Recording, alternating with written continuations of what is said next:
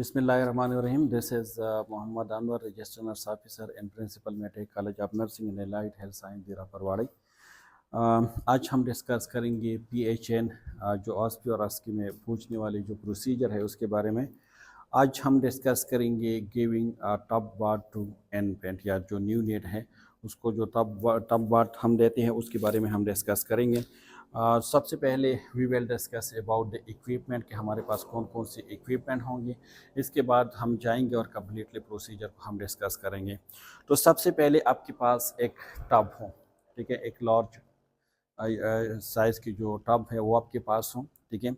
इसके बाद आपके पास थर्मामीटर हो, ठीक है।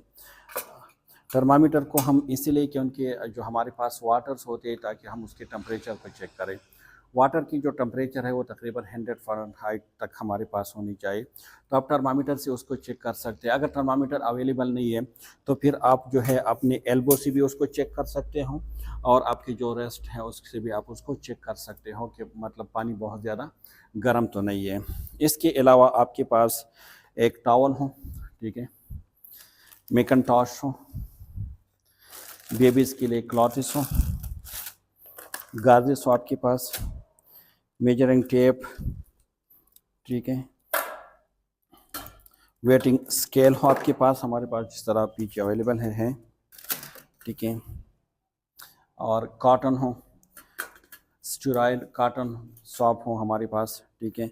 डॉक्यूमेंटेशन के लिए हमारे पास ये डॉक्यूमेंटेशन के लिए हमारे पास पेपर हो और स्टेथोस्कोप हो, ठीक है। इसके अलावा सोप हमारे पास हो और बेबी लोशन ये हमारे पास, ठीक है। तो ये इक्विपमेंट है। इसके बाद आपने जाना है पेशेंट की तरफ यानी प्रोसीजर की तरफ। तो सबसे पहले आपने क्या करना है, सबसे पहले आपने जाना है डॉक्टर्स ऑर्डर की तरफ कि मतलब आपके पास डॉक्टर ऑर्डर है या नहीं है। अगर हम देखें ना तो सबसे पहले क्वेश्चन जो माइंड में आते हैं कि मतलब हम क्यों देते हैं बेबी को, हम बात क्यों देते हैं, ठीक है। तो एक तो ये है ना कि मतलब ये एक तो ये है कि इससे जो इन्फेंट है उसको उसकी जो कंफर्ट है वो इन्हेंस होगा, ठीक है। इसके अलावा अगर कोई एबनॉर्मेलिटीज़ है तो जो स्टाफ है उसको ये अपॉर्चुनिटी अवेलेबल होगी कि ड्यूरिंग जो बात है उसको असेस कर सकते हैं कि मतलब कौन कौन सी एबनॉर्मेलिटीज़ है। इसके अलावा अगर सर्कुलेशन की हम बात करें तो ये सर्कुलेशन को क्या करते हैं, इम्प्रूव करते हैं। तो ये कुछ आप कह सकते हैं कि these are the main purpose of giving बार।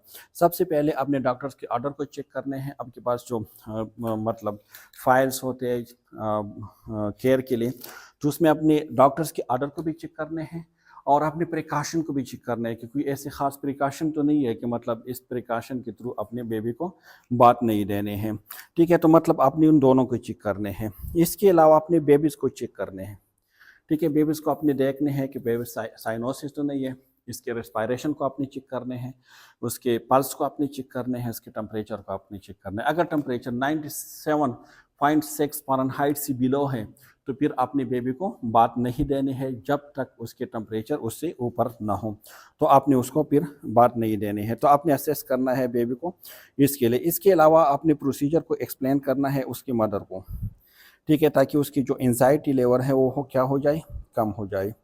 इसके अलावा मतलब अपने ये भी इंश्योर करना है कि उसको जो प्रीवियस 1 आवर है उसमें उसको फीड नहीं करवाया गया है, ठीक है। मतलब एम्प्टी स्टमक भी जो है ना अपने उसको वॉश करने हैं, इसके नहीं करने हैं। इसके अलावा आपने मतलब आपकी जो रूम है जहाँ पे आप प्रोसीजर देने जा रहे हो तो उसके टेम्परेचर को भी आपने देखने हैं कि मतलब बहुत ज़्यादा कोल्ड ना हो।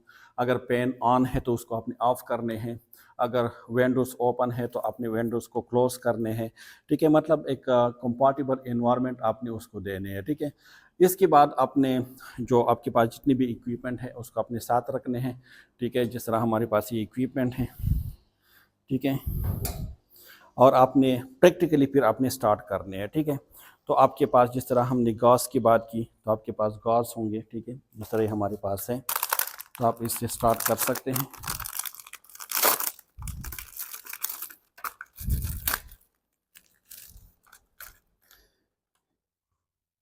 इसमें ऑलरेडी हमारे पास वाटर है।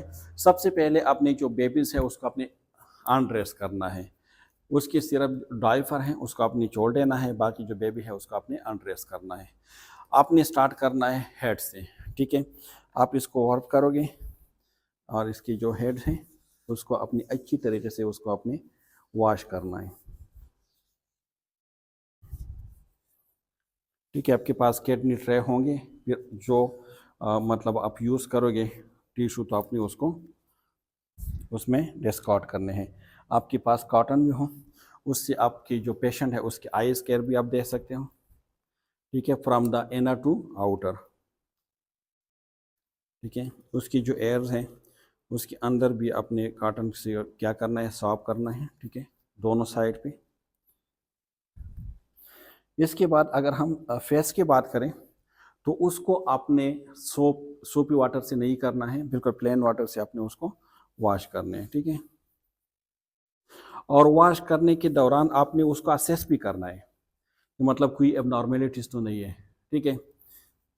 इसके बाद जो होल बॉडीज है उस पर आपने उसको अच्छी तरीके से आपने उसको वॉश करना है, ठीक है। जिस तरह ये हमारे पास पानी है आप उससे वॉश कर सकते हैं, बिल्कुल अच्छी तरीके से आपने उसको वॉश करने हैं, ठीक है। और इसके साथ साथ आपने उसको असेस भी करना है, ठीक है, कि कोई एबनॉर्मेलिटीज़ तो नहीं है, कोई इन्फेक्शन तो नहीं है, कोई इन्फ्लामेशन तो नहीं है, कोई ट्रॉमा तो नहीं है, ठीक है।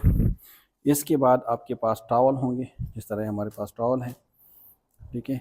उससे अपने बेबीज़ को अच्छी तरीके से आपने उसको कवर कर देने हैं, ठीक है।